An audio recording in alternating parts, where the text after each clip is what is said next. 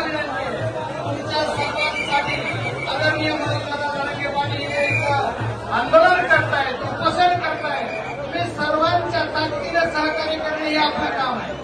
सरकारने सुद्धा आपल्याला सहकार्य केलेलं आहे. 1 दिवसाची का होईना परवानगी दिली, चाहे आता त्याची पुढे वाढ होतील अशी अपेक्षा करू. पण आदरणीय दादा जे पुढचं आंदोलनाची दिशा देतील त्याप्रमाणे आपल्याला सर्वांना आंदोलन करायचं. पण महाराष्ट्रामधून आलेले तमाम मावळे जे आहेत, मुंबईच्या प्रत्येक कानाकोपऱ्यात माणसं, इथं 2% सुद्धा पब्लिक नाही, 98% पब्लिक मुंबईत आहे. गाड्यांचं आपल्याकडे मीडियाला कोण सांगते, एवढं लाखो संख्येने गाड्या आहेत, लाखो संख्येने तुम्ही सर्वजण सर्वांना माझी हात जोडून विनंती आहे. या आंदोलनात जी डी झोन केलेला आहे त्या डी झोनला थोडंसं पाठीमागे सर्वांनी सहकार्य करून दादांना सुद्धा त्रास होणार नाही अशा पद्धतीने तुमच्या सर्वांसाठी मला सर्वांना एकच विनंती करायची की आदरणीय दादा जे आपल्याला आंदोलनाची दिशा पुढची सांगतात त्याप्रमाणे सर्वांनी आंदोलन आपण करायचंय.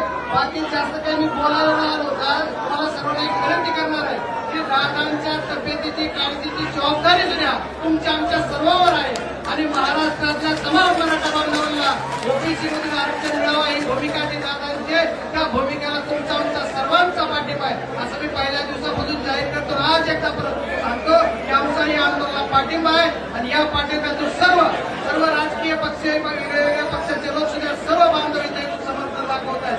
तुम्हाला सर्वांना एक विनंती करणार आहे तुमच्या सर्वांच्या माध्यमातून महाराष्ट्रातल्या तमाम मराठ्यांना की तुम्हाला एकच फक्त शांततेने आंदोलन झालं पाहिजे आणि दादांची मान उंच करून आपल्याला या आंदोलनाचा शेवट करायचा आहे. आणि दादांची एक भूमिका आहे की आपल्याला मराठा समाजाला ओबीसी मधून आरक्षण घेतल्याशिवाय परत जायचं नाही. त्याच्यासाठी तुमची आमची माझ्यासहित सर्वजण आपण थांबणार आहात एवढं तुम्हाला सांगतो. मी